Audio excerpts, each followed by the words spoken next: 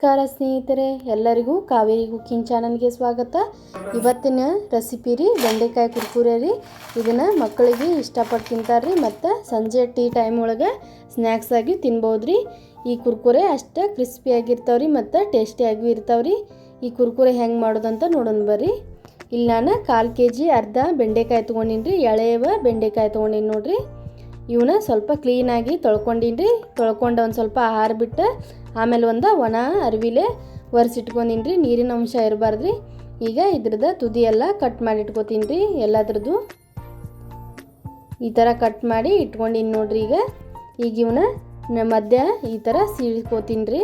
ಈ ಥರ ಕಟ್ ಮಾಡಿ ಇದ್ರೊಳಗೆ ಒಂದು 2 ರಿಂದ 3 ಈ ಥರ ಉದ್ದುದ್ದಾಗಿ ಕಟ್ ಮಾಡ್ತೀನಿ ರೀ. ಈ ಥರ ನಿಮ್ಗೆ ತಿಳುವಾಗಿ ಕಟ್ ಮಾಡ್ಕೊಂಡಟ ಕ್ರಿಸ್ಪಿಯಾಗಿ ಬರ್ತಾವ್ರಿ. ಹಾಗಾಗಿ ಒಂದು ಸ್ವಲ್ಪ ತಿಳುವಾಗಿ ಕಟ್ ಮಾಡ್ಕೊರಿ ನೋಡ್ರಿ. ಈ ಥರ ಸಣ್ಣಗೆ ಈಗ ನಾನು ಒಂದ್ರೊಳಗೆ ಈ ಥರ ಮಾಡ್ಕೊಳಕತ್ತೀನಿ ನೋಡ್ರಿ. ಮಸ್ತ್ ಇದೇ ಥರ ಎಲ್ಲ ಕಟ್ ಮಾಡಿ ಇಟ್ಕೊತೀನಿ ನೋಡ್ರಿ. ಒಂದು ಸ್ವಲ್ಪ ಎಳೆವ ತಗೋರಿ ಬೆಂಡೆಕಾಯಿ, ಅಂದ್ರೆ ಚೆನ್ನಾಗಿ ಟೇಸ್ಟ್ ಬರ್ತೈತ್ರಿ. ಈಗ ನೋಡ್ರಿ ಎಲ್ಲ ಈ ಥರ ಕಟ್ ಮಾಡ್ಕೊಂಡು ಇಟ್ಕೊಂಡಿನಿ ರೀ. ಬೆಂಡೆಕಾಯಿ ಆರೋಗ್ಯಕ್ಕೂ ತುಂಬ ಒಳ್ಳೆಯದ್ರಿ. ಬೆಂಡೆಕಾಯಿ ಮಕ್ಕಳಿಗೆ ಕೊಡ್ಬೇಕ್ರಿ, ಅಂದ್ರೆ ಕಣ್ಣಿನ ದೃಷ್ಟಿ ಶಾರ್ಪ್ ಆಗತ್ತೆ ರೀ. ಅದಕ್ಕಾಗಿ ಈ ಥರ ಮಕ್ಕಳಿಗೆ ಮಾಡಿಕೊಟ್ರೆ ಇಷ್ಟಪಟ್ಟು ತಿಂತಾರೆ ನೋಡ್ರಿ. ಈಗ ನೋಡ್ರಿ ಇವನ್ನೆಲ್ಲ ಕಟ್ ಮಾಡಿ ಇಟ್ಕೊಂಡಿನಿ ರೀ. ನಾನು ಇವತ್ತು ಬೌಲಿಗೆ ಹಾಕೊಳತ್ತೀನಿ ನೋಡ್ರಿ. ಈಗ ಇವನ್ನ ಬೌಲಿಗೆ ಹಾಕ್ಕೊಂಡು ಈಗ ನಾನಿಲ್ಲಿ 1.5 ಟೇಬಲ್ ಸ್ಪೂನ್ ಅಷ್ಟು ಅಕ್ಕಿ ಹಿಟ್ಟು ತೊಗೊಂಡಿನಿ ರೀ. ಇದಕ್ಕೆ ಜಾಸ್ತಿ ಏನು ಬೇಕಾಗೋದಿಲ್ಲ ರೀ. 1.5 ಟೀ ಸ್ಪೂನ್ ಅಷ್ಟು ಟೇಬಲ್ ಸ್ಪೂನ್ ಅಷ್ಟು ಅಕ್ಕಿ ಹಿಟ್ಟು ಬೇಕಾಗ್ತದೆ ರೀ. ಮತ್ತು 1 ಟೇಬಲ್ ಸ್ಪೂನ್ ಅಷ್ಟು ಕಡಲೆ ಹಿಟ್ಟು ತೊಗೊಂಡಿನಿ ರೀ. ಮತ್ತು ಒಂದು ಅರ್ಧ ಟೀ ಸ್ಪೂನ್ ಧನಿಯಾ ಪೌಡ್ರ್ ಹಾಕ್ಕೊಳತ್ತೀನಿ ರೀ. ಮತ್ತು ಒಂದು ಅರ್ಧ ಟೀ ಸ್ಪೂನ್ ಅಷ್ಟು ಗರಂ ಮಸಾಲೂ ಹಾಕ್ಕೊಳಕತ್ತೀನಿ ರೀ. ಮತ್ತಿಲ್ಲಿ ನಾನು 1 ಟೀ ಸ್ಪೂನ್ ಅಚ್ಕಾರದ ಪುಡಿ ಹಾಕ್ಕೊಳತ್ತೀನಿ ರೀ. ಖಾರ ನೋಡ್ಕೊಂಡು ಹಾಕ್ಕೊಳ್ರಿ. ಮತ್ತಿಲ್ಲಿ ರುಚಿಗೆ ತಕ್ಕಷ್ಟು ಉಪ್ಪು ಹಾಕ್ಕೊಳತ್ತೀನಿ ನೋಡ್ರಿ. ಇದನ್ನು ಅಷ್ಟನ್ನು ಹಾಕಿ ಈಗ ಒಂದು ಸರಿ ಈ ಥರ ಡ್ರೈ ಮಿಕ್ಸ್ ಮಾಡ್ಬೇಕ್ರಿ. ನೋಡ್ರಿ ಈ ಥರ ಎಲ್ಲ ಕೋಟಿಂಗ ಚೆನ್ನಾಗಿ ಮಿಕ್ಸ್ ಆಗ್ಬೇಕ್ರಿ.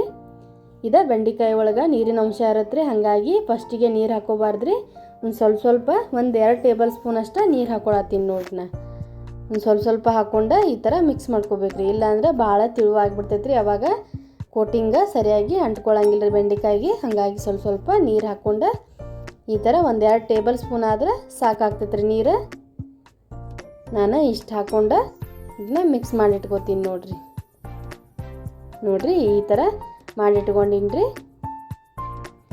ಬೆಂಡೆಕಾಯಿಗೆಲ್ಲ ಚೆನ್ನಾಗಿ ಮಸಾಲೆ ಎಲ್ಲ ಕೋಟಿಂಗ್ ಆಗ್ಬೇಕ್ರಿ. ಈ ಕಡೆ ಡೀಪ್ ಫ್ರೈಯಿಂಗ್ಗೆ ಎಣ್ಣೆ ಕಾಯಕ್ಕಿಟ್ಟಿದ್ದೆ ರೀ. ಎಣ್ಣೆನೂ ಕಾದತ್ರಿ. ಈಗ ಒಂದೊಂದಾಗಿ ಈ ಥರ ಬೆಂಡೆಕಾಯಿ ಬಿಡತ್ತೀನಿ ನೋಡ್ರಿ. ಇದೇ ಥರ ಒಂದು ಸ್ವಲ್ಪ ಲೋ ಮೀಡಿಯಮ್ ಫ್ಲೇಮ್ನಾಗ ಇಡ್ರಿ.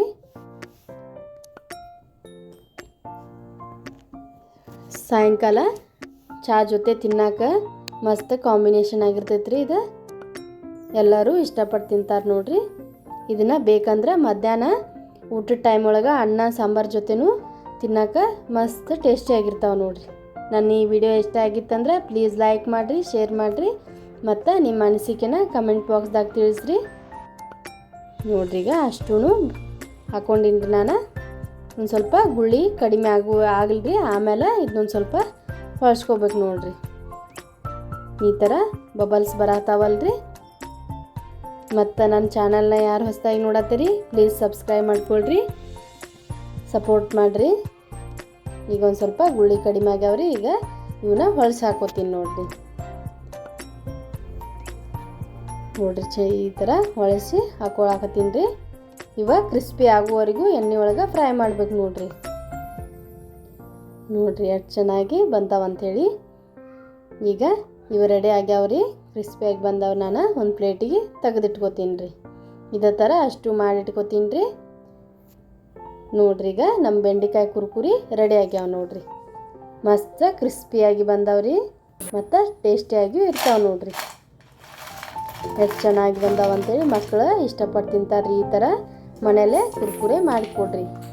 ನನ್ನ ವಿಡಿಯೋ ನೋಡಿದ್ದಕ್ಕಾಗಿ ಧನ್ಯವಾದಗಳು ರೀ.